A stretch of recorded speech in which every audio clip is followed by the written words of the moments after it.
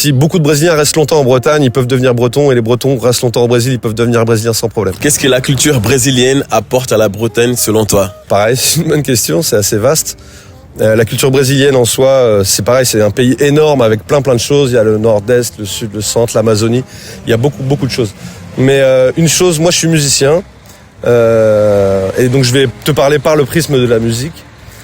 Pour moi, la musique brésilienne apporte énormément de choses dans le monde entier, dans tous les pays où cette musique est développée. Et en réalité, on se rend compte d'ailleurs qu'elle est développée dans le monde entier.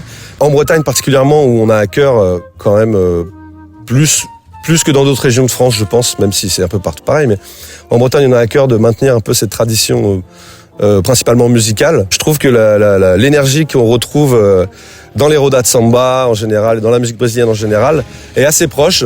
Et il y a une filiation qui se fait assez facilement entre les gens, les Bretons qui aiment faire la fête et qui aiment se retrouver, et les Brésiliens. Clairement, je vais pas aller jusqu'à dire qu'on est presque le même peuple, mais franchement, si beaucoup de Brésiliens restent longtemps en Bretagne, ils peuvent devenir Bretons, et les Bretons restent longtemps au Brésil, ils peuvent devenir Brésiliens sans problème. C'est parfait, merci beaucoup Joris.